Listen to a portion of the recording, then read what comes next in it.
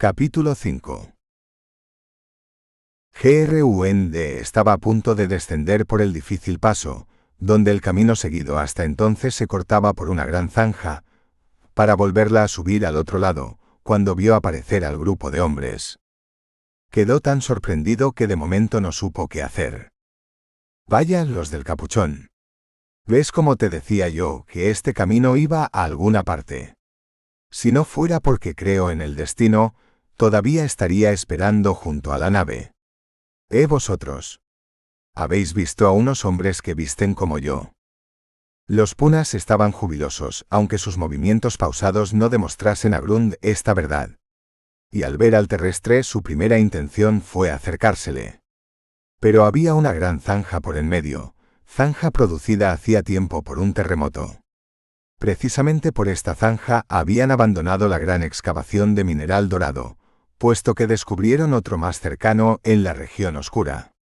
Así que se llevaron sus máquinas y no se molestaron más en arreglar el camino para los tiols, sus carretas tiradas por ellos mismos. Y su júbilo se manifestó por descender hacia la zanja y saltar sobre las peñas para aproximarse a donde Grund estaba.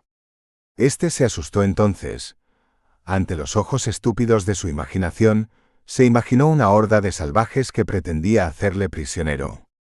También pensó en sus compañeros capturados por aquellos hombres del extraño traje y la caja negra a la espalda, capturados y quizá torturados.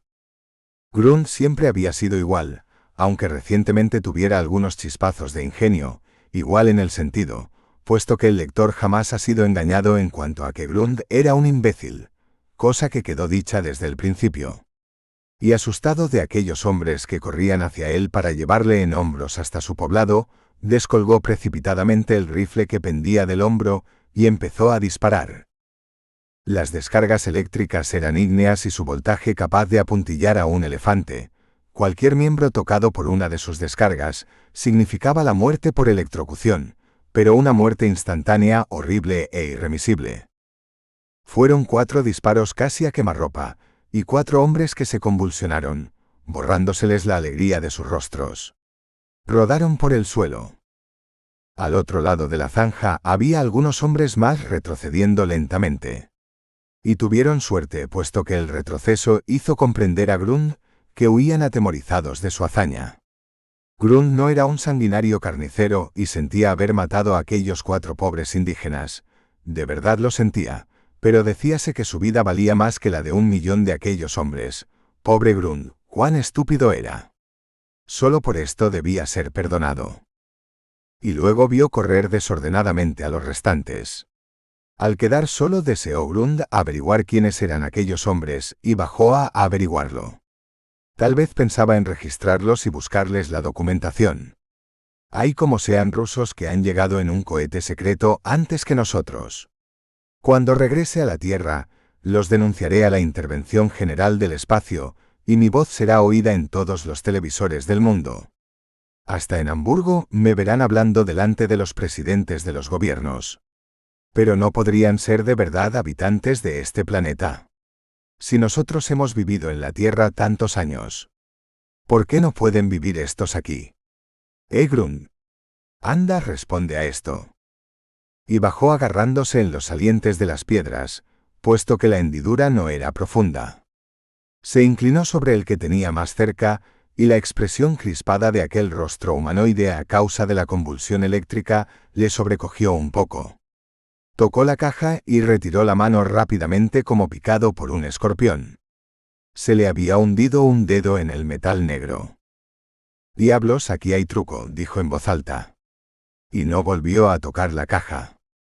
Estuvo un rato buscando bolsillos entre aquellas ropas, y como no los encontró empezó a rasgar aquí y allá, para lo que debió tirar de la prenda con toda su fuerza, porque eran resistentes como no había visto nada igual. Sus esfuerzos solo consiguieron dejar al hombre desnudo sin haber encontrado nada de lo que buscaba. Un arma aunque estuviera escondida bajo la axila, un papel, una insignia, algo, pero nada. No había nada. Puesto que los punas tenían su carnet de identidad dentro del cerebro, no se identificaban hablando. No me negarás, amigo Gerard, que el caso es curiosísimo. se decía sin poderse rascar la cabeza o la barbilla. Permaneció unos instantes indeciso. Su mente se veía en aquellos días demasiado precisada a pensar con rapidez y el ejercicio mental le fatigaba, falto de práctica. Pero entre la confusión de sus ideas prevaleció una que tenía todas las características de ser razonable. Es posible que vuelvan esos hombres. Habrán ido a avisar a los otros y no me extrañaría ver venir a cientos o miles de ellos.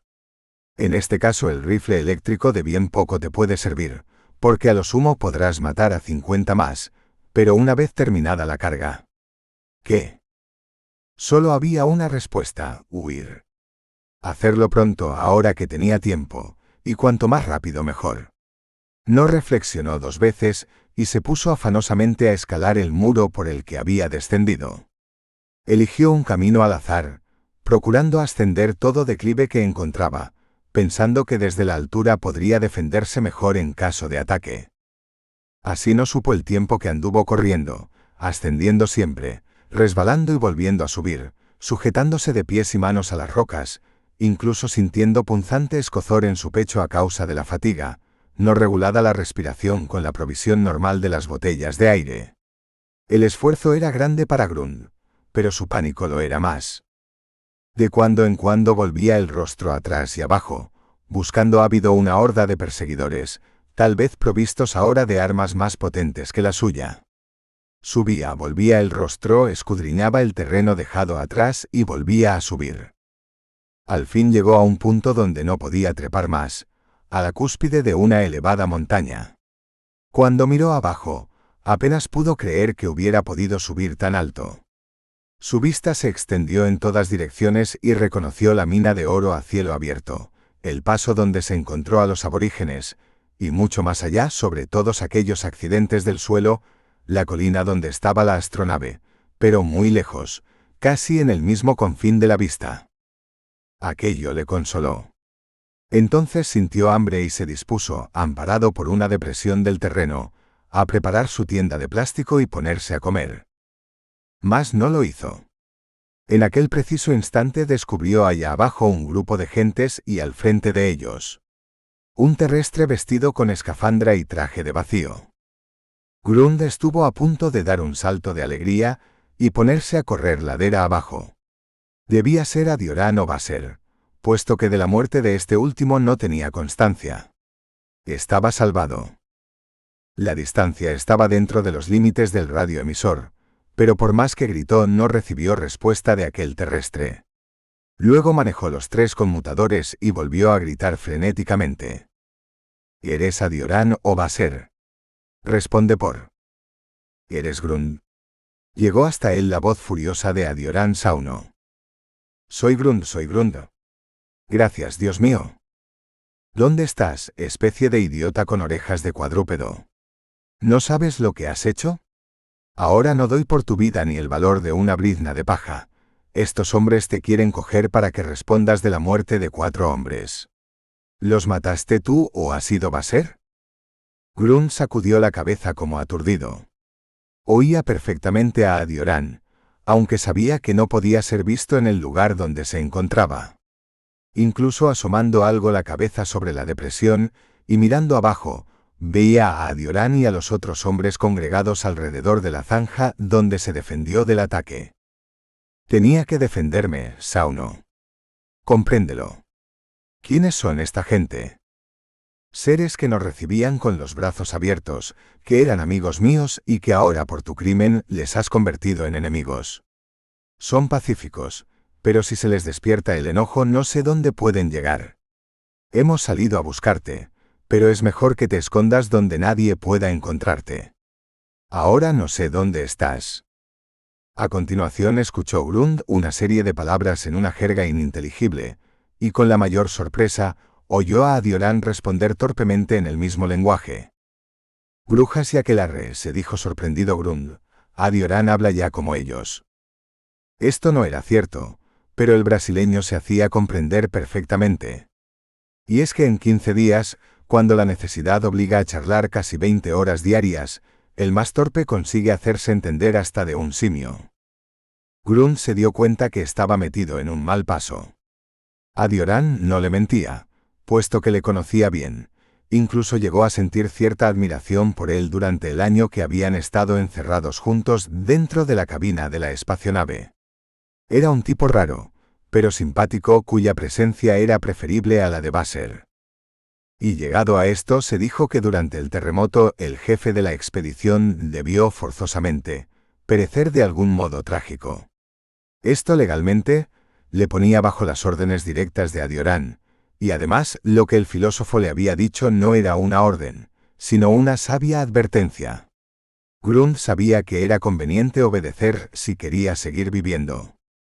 Se dio varios golpes en el pecho con furia, se hizo daño incluso, y terminó revolcándose con rabia por el suelo. Era un chiquillo todavía, y tenía derecho a enrabiarse. Adioran, seguido de los poomas, caminó por el viejo sendero abandonado de la mina.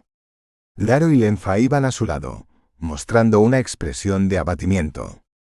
Excepto los dos viejos exploradores, la comitiva enviada por Aen a capturar al terrestre asesino estaba compuesta de gente joven, ágil y veloz.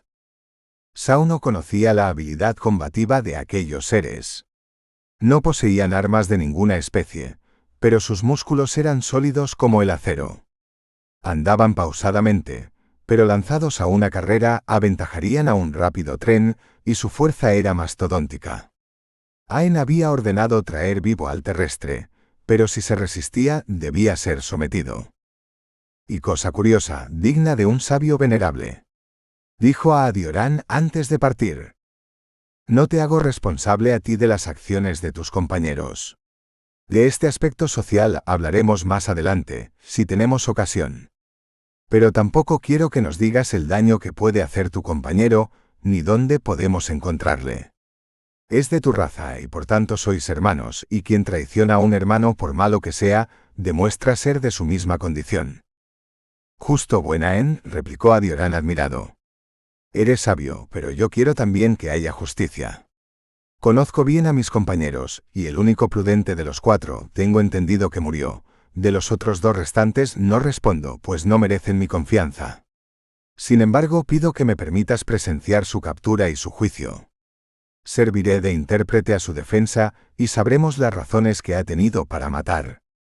Matar no está justificado con razones, Anioman.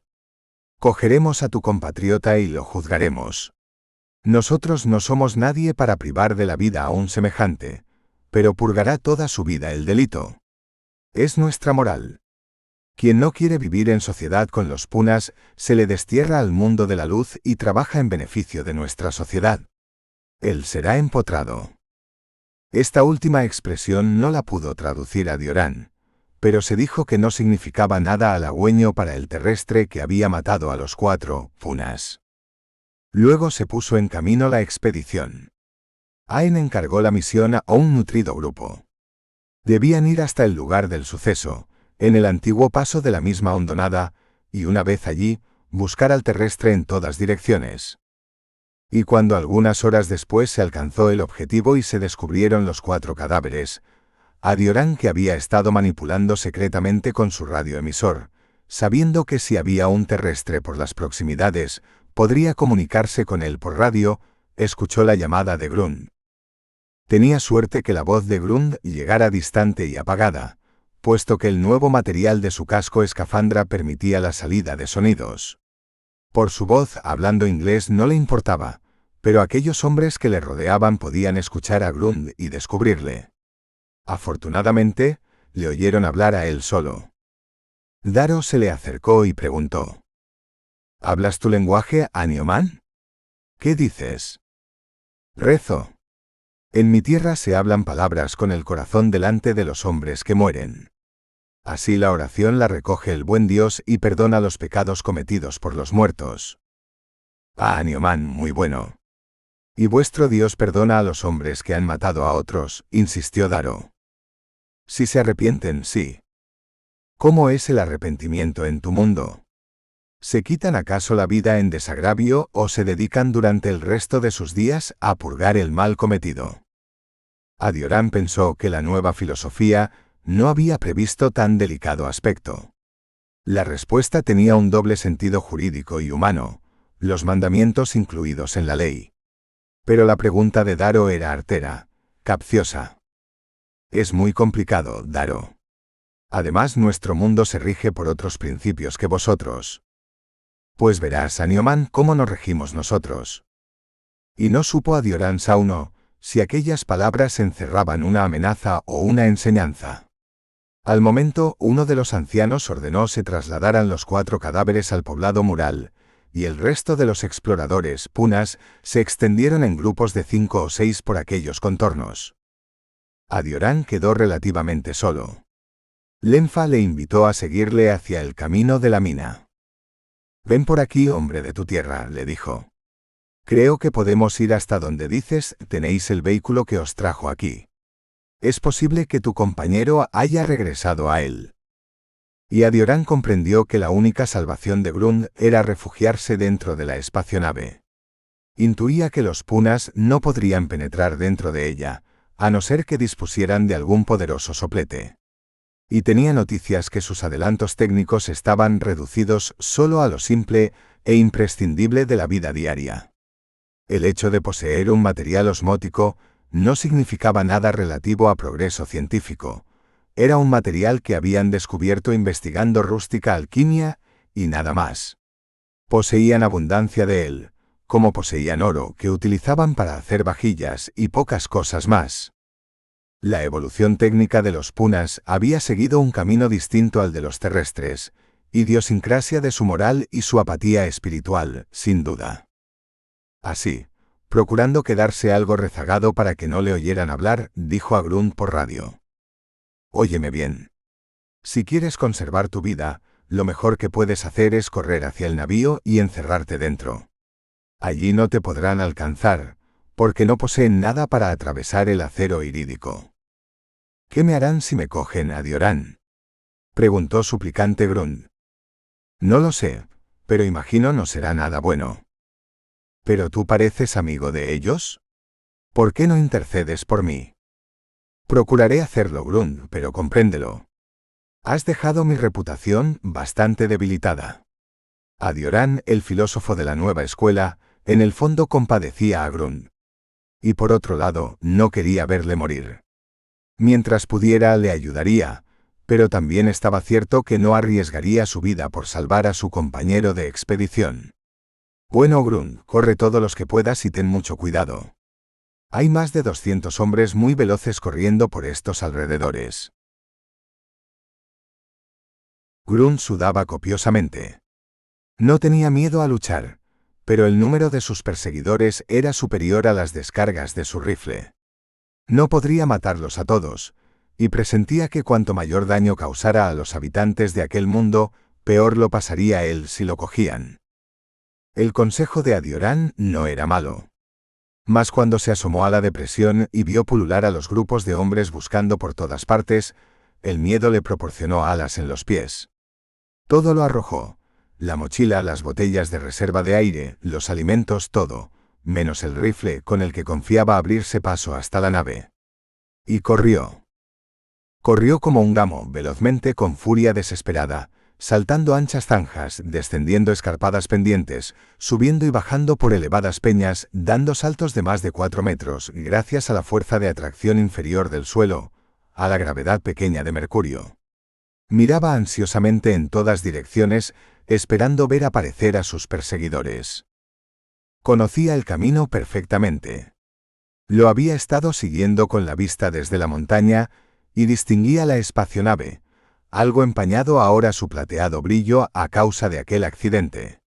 Y como el miedo le daba nuevos bríos, vio anhelante cómo se acortaba la distancia. Pero en aquel momento empezó a ocultarse el sol. Daro habíase subido a una peña, especie de monolito natural, y desde allí oteaba el horizonte. 5 hombres puna le rodeaban esperando sus indicaciones. Y de repente Daro extendió el brazo al ver correr a una extraña e inconfundible figura. Un fenómeno que todavía no había comprendido bien Adioran era el del aire que respiraban aquellos hombres. Le habían dicho que el ambiente en que vivían había adaptado sus organismos al aire.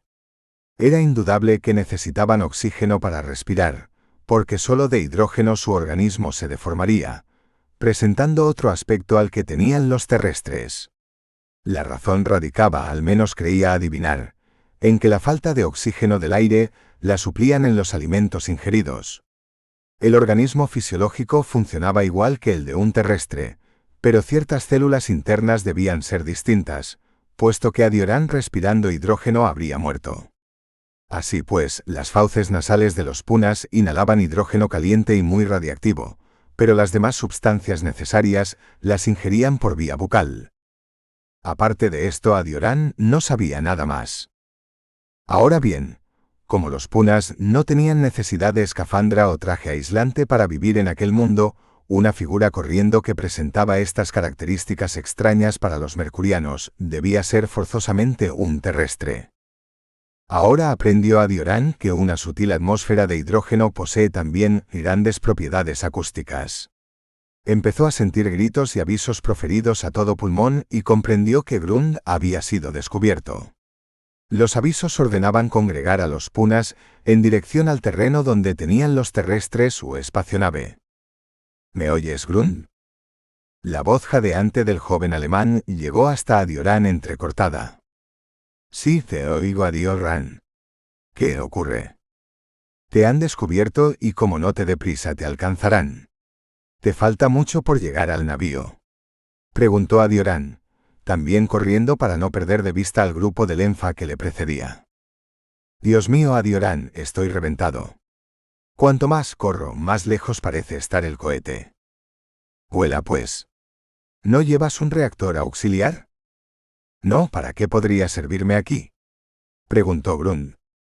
Ahora precisamente podría ser tu salvación. Y Gerard Grund corrió más aún, sintiendo latir su corazón desacompasadamente, sintiéndose bañado en sudor, sintiéndose morir asfixiado. Remontó un declive, resbaló y cayó rodando, pero se incorporó y subió otra vez. En aquel momento volvió la cabeza y vio correr a varias formas inclinadas detrás de él. Parecían saetas saltando sobre los riscos con una celeridad impresionante. Grund también corrió. El crepúsculo se estaba extendiendo por el firmamento, pero aún había suficiente claridad para reconocer el terreno. Y como volvía el rostro a cada instante, veía a los habitantes de Mercurio cada vez más cerca. Eran 6 o 7, pero detrás corrían muchos más. Y ganaban paulatinamente terreno. Desesperado, Grund se detuvo y empuñó el fusil eléctrico.